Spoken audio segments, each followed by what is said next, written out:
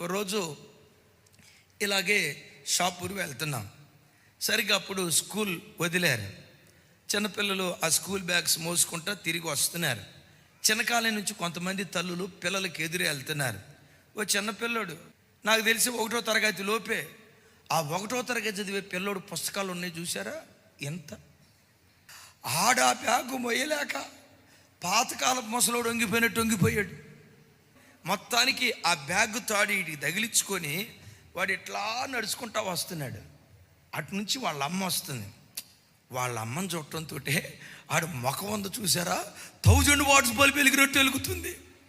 ఎప్పుడైతే వాళ్ళ అమ్మని చూసి మమ్మీ అన్నాడో ఆ తల్లి పరిగెత్తుకుంటా రానే వచ్చింది. వాడి మెడ మీద ఉన్న బ్యాగ్ తీసుకుంది, ఆమె మెడకు తగిలించుకుంది. ఎప్పుడైతే అమ్మకి బ్యాగ్ ఇచ్చాడో ఈడేం చేస్తున్నాడు తెలుసా? డ్యాన్స్ చేస్తున్నాడు. బిడ్డ, ఆ తల్లి కొడుకుని ఎదుర్కోవటానికి ఎలా వచ్చిందో, ఈ పునరుద్ధానపు వేళ నీ తండ్రి కంటే శ్రేష్ఠుడు, నీ తల్లి కంటే శ్రేష్ఠుడు. ఏ భారంతో వచ్చావో నీ ఎదుటికొచ్చి ప్రభు నిలవబడ్డాడు. ఏ కలవరంతో, ఏ కన్నీళ్లతో, ఏ దుఃఖంతో, ఏ మనోవేదనతో ఈరోజు దేవుని సన్నిధికి వచ్చావో, ఆ తల్లి కొడుకు ఎదురుగా వెళ్ళినట్లుగా పరలోకపు తండ్రి నీ ఎదుటికొచ్చి అంటాడు, బిడ్డ నీ భారం నాకు ఇవ్వు, నీ బరువు నాకు ఇవ్వు, నీ గుండెల్లో ఉన్న బాధ నాకు ఇవ్వు, నీ బరువు నేను మోస్తా, నీ చింత నేను మోస్తా.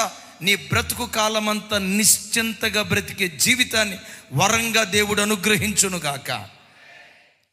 గుండెల్లో ఏ బాధ ఉన్నా, యేసయ్యా నా బాధ నీ పాదాల దగ్గర దించుతున్నానయ్యా, నీ పాద సన్నిధిలో దించుతున్నానయ్యా. నా కొడుకును కూర్చున్న బాధ నా గుండెల్లో ఇది ఉందయ్యా. వాడు ఏదో గొప్ప ప్రయోజకుడు అవుతాడు అనుకుంటే కళ్ళ ముందు ఇట్లా అయిపోతున్నాడయ్యా. అయ్యా వాడిని కూర్చున్న బాధ నీ పాద సన్నిధిలో పెడుతున్నాను. దేవుని సన్నిధిలో ఏడో నా కుమార్తె ఏదో గొప్ప ప్రయోజకురాలు అవుతుంది అనుకున్నానయ్యా. ఏంటో నా బిడ్డ వే ఆఫ్ డ్రెస్సింగ్ స్టైల్, నా కుమార్తె ఎక్కడో తేడా కనపడుతుంది అయ్యా. అయ్యా నా కుమార్తెను డాక్టర్మని చేయకపోయినా, ఇంజనీర్ని చేయకపోయినా, ఒక అయ్య చేతిలో పెట్టే వరకు పవిత్రురాలైన కన్యకగా నా కుమార్తెను కాపాడాలయ్యా. అయ్యా అయ్యా నా కుమార్తెను కాపాడాయని ఒకవేళ కూతురును కూర్చున్న భారం నీ గుండెల్లో ఉన్నా, నీ పరమ యజమానిగా పిలువబడుతున్న యేసుక్రీస్తు నీ గుండెల్లో ఉన్న బరువును దించాలంటే వెనువెంటనే దేవుని సన్నిధిలో మోకరించు.